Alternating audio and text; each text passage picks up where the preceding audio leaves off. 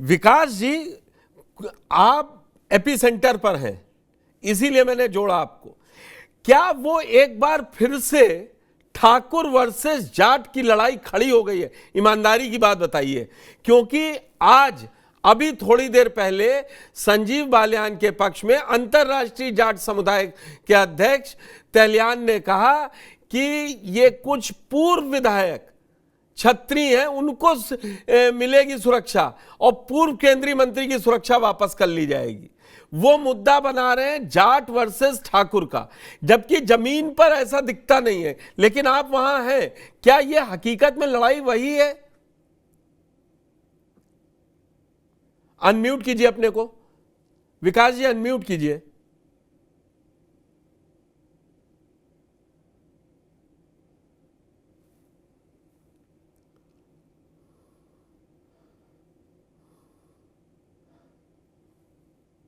आवाज आई?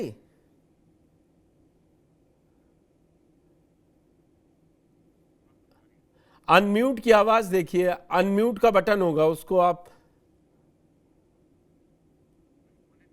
कुछ बोलिए। आप अगर आपको मेरी आवाज मिल रही है तो कुछ बोलने की कोशिश कीजिए।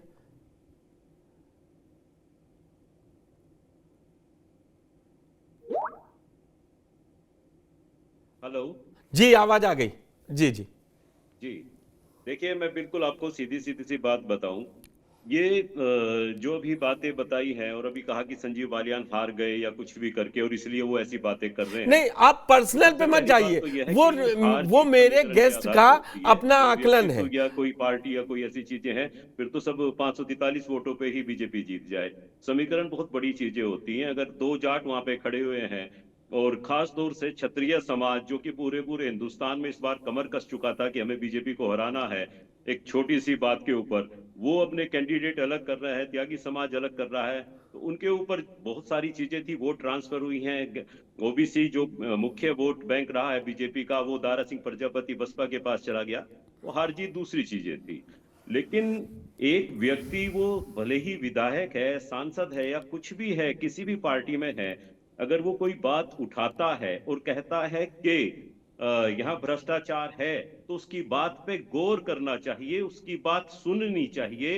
मैं बहुत पहले का उदाहरण आपको देता हूं। जवाहरलाल नेहरू जी की नागपुर अधिवेशन की मीटिंग में चौधरी चरण सिंह जी बहुत मामूली से विधायक थे, उन्होंने स्पष्ट कहा था इकोनॉमिक व्यवस्था पे, कोऑपरेटिव के जो इस पूरा सिस्टम है, और उनकी बात सुनी गई थी और वो कानून वापस हो गया था।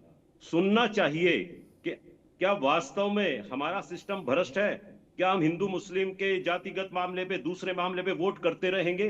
जो आदमी झेल रहा है, जो थाने में तहसील पे झेल रहा है, उसको संजीव बालियान से लगातार संवाद है। जब वो संजीव बालियान को बोलता है कि हमारी नहीं सुनी जा रही, पैसा मांगा जा रहा है, संजीव बालियान किसी बात को लेके थाने में जाता है, अधिकारी अड़ा हुआ होता है, संजीव बालियान को कहना पड़ता है पब्लिक जो कह रही है। संजीव अपनी पीड़ा नहीं बता रहे हैं, पब्लिक की पीड़ा बता रहे हैं कि ऐसा हो रहा है। और अब रही क्षत्रिय समाज, जाट समाज, कहां व्यवस्था जा रही है, क्या रही? मुझे यह बताइएगा, मुजफ्फरनगर में 2013 में दंगा हुआ, 3 लोगों पे रासुका लगी, एक गन्ना मंत्री बने, एक सरधना से विधायक बने, दोनों को जेट सुरक्षा मिली, तीसरे पे भी तो रासुका लगी थी। उनका नाम आप लोग जानते भी हैं, सैनी साहब थे, खतौली से जीते थे। नहीं, वो तो उनको तो कोई दागी सुरक्षा नहीं साबित दी हो गई, गए भाई। उनके पास मुजफ्फरनगर आज दंगे एक के पहले सिपाही तक नहीं है। विदोषी वही हुए। वहीं संगीत सोम जी के पास आज भी जेट सुरक्षा है। आप अगर गन्ना मंत्री जी के घर पे चले जाओ, 25 सुरक्षा कर्मी आज की तारीख में यूपी पुलिस के वहां मौजूद हैं। 1 लाख रुपए का एक कर्मचारी होता है, 25 लाख रुपए लगते हैं। लेकिन अगर संजीव बालियान कोई बात कह देता है, नोक कर देता है कि कुछ गड़बड़ हो रहा है, 2027 के चुनाव से पहले चेत जाओ, क्योंकि आम जो जनता है उसको समस्या हो रही है, तो उसकी सुरक्षा हटा दो। इससे आप किसी व्यक्ति की सुरक्षा नहीं हटा रहे, अपने एक पदाधिकारी की, अपने एक पूर्व सांसद की सुरक्षा नहीं हटा रहे हो। उससे आप सिस्टम को बता रहे हो, आम लोगों को बता रहे हो, जनमानस को एक संदेश दे रहे हो सीधा सीधा, कि अगर आप हुकूमत के बारे में खिलाफत वाली बात करोगे या कोई ऐसी बात कहोगे जो उन्हें चुभेगी, तो वो विकास जी, कुछ आपको ज्यादा किसी ओवररेटेड तरीके आप से भी बोल अपना दे नहीं रहे हैं क्या? समझेंगे, अपमान करके साइड लगा देंगे। जब आप किसी एक नेता को, नेतृत्व को साइड लगाते हो, तो उससे जुड़े हुए जितने भी जनता है उनको साइड लगाते हो। अब आप मुझे ये बताओ, लोकतंत्र की परिभाषा फिर क्या रह जाती है अगर यहाँ सिर्फ नौकरशाह, जैसे कि अभी महेंद्र जी भी बता रहे थे, नाम ले देता हूं, नवनीत सहगल जी हर नहीं नहीं, सरकार के अंदर सबसे अहम कड़ी बन जाते थे। अधिकारी कैसे चुना बनते थे जाता है भाई वो? 30 साल के लिए, वो कोई भी रखे, ऐसा थोड़ी ना, अगर वो काम करने वाले हैं तो रखे। मैं ये कहता हूं उस पर ये आरोप नहीं होना चाहिए ना, ये तो पार्टी कोई फायदा नफा नुकसान कर रही है ना, इसमें नौकरशाह की थोड़ी ना इतनी बड़ी गलती है। आप दोनों बातें कह रहे हैं कि अगर वो नॉक कर दे रहे हैं संजीव बालियान तो उनकी सुरक्षा वापस ली जा रही है, तो सुरक्षा वापस तो शासन से हो रही है। मैं यही तो बता रहा हूं, नौकरशाह कहीं भी हो सकता है, किसी भी पार्टी के अंदर हो सकता है। वो अगर कहीं कोई कुछ कर रहा है और भ्रष्ट सिस्टम है, तो क्या उसको नोक करने का अधिकार जनप्रतिनिधि को नहीं है? अरे जब आप चुनाव हारे तभी ये समस्या आपको दिखाई दी संजीव बालियान को। महेंद्र सिंह ने बिल्कुल सही बात कही आप लोगों को कि कृषि कानून के समय तो नहीं खड़े हुए। जब सीएए का विरोध हुआ था तो संजीव बालियान अकेले तेजी से दौड़ते हुए मुजफ्फरनगर में पहुंचे थे और उन्होंने ऐलान किया था कि 543 में से अकेला सांसद मैं हूं जो सामने उन्मादियों के सामने खड़ा हुआ हूं। जब पुलिस धकेल दी गई है, पुलिस भगा दी गई है, सब पीछे हट गए हैं, कोई नहीं है, तब मैं वहां मौजूद हूं। संजीव बालियान को आप उस समय भी समझ सकते थे। संजीव बालियान तो तब सांसद थे, मंत्री थे भाई, से पहले उसके मंत्री थे, मंत्री भी थे। उसके बावजूद वो पहुंचे और उन्होंने पूरी उन्मादी भीड़ को ललकारा, रोका, और उस टाइम पे उन्होंने सिस्टम पे और पुलिस पे आवाज उठाई थी। नहीं तो आप क्या आप दो तीन बातें एक दूसरे के कंट्राडिक्टरी कह रहे हैं। आप क्या कहना चाहते हैं? ये पर्सनली संजीव बालियान को अधिकारी टारगेट कर रहे हैं? ये है, नंबर एक तो सभी को लोकतंत्र में अधिकार है, वो भले सत्ता पक्ष से है, वो हार गया है, जीत गया है, कि अगर कहीं कुछ भी कमी है तो उसको आवाज उठाने का, बताने का, नोक करने का पूरा अधिकार है। भले वो चुनाव हारा हो या ना हारा हो, उसे आप चुनाव हारा हुआ बता के उसके इस अधिकार को नहीं छीन सकते। अरे चुनाव तो कोई भी हार सकता है, कोई जीत सकता है, लोकतंत्र की खूबी है ना, में हावी है। तीसरी बात यह है, संजीव बालियान का जाट होना बहुत बड़ा नुकसान है उनके लिए, क्योंकि अगर यहां जातिवादी व्यवस्था है, उसका सीधा सीधा नमूना है कि आज भी संगीत सोम के पास, सुरेश राणा जी के पास तमाम तरीके की सुरक्षा है। संजीव बालियान से हटा ली जाती है, विक्रम सैनी से हटा ली जाती है। मैं आता हूं, सेकंड राउंड में आता हूं। फैजान जी, वैसे तो मैं शुरुआत आपसे और बीजेपी से करता, लेकिन अब आप आज अकेले प्रतिनिधि हैं। अब आपकी बात तो जो होगा काटेगा कोई पत्रकार या राजनीतिक विश्लेषक, वो अलग बात है। लेकिन ये समाजवादी पार्टी के लिए पश्चिम में अच्छा समय है नॉक करने का। हरेन मलिक चेहरा भी है आपके पास। देखिए पुष्कर जी, समाजवादी पार्टी के लिए तो ऐसे भी बहुत अच्छा वक्त है, क्योंकि समाजवादी पार्टी बीजेपी की जो भ्रष्टाचारी जो पार्टी है, जो बहुत बड़ी जुमलेबाज पार्टी, जिसने जनता को बांट के, धर्म के नाम पे बांट के अपना कुकर्म किया है, जनता उसको समझ गई है। इब्राहिम लिंकन ने जैसे कहा था, जिस घर में फूट पड़ी हो वो घर ज़्यादा देर तक के मजबूती से खड़ा नहीं रह सकता। ये वही हालात हो रहे हैं जो कल्याण सिंह जी के टाइम पे एक ज़माने में था, कि बहुत ज़्यादा गुट बने हुए थे, सब एक दूसरे को खींच रहे थे।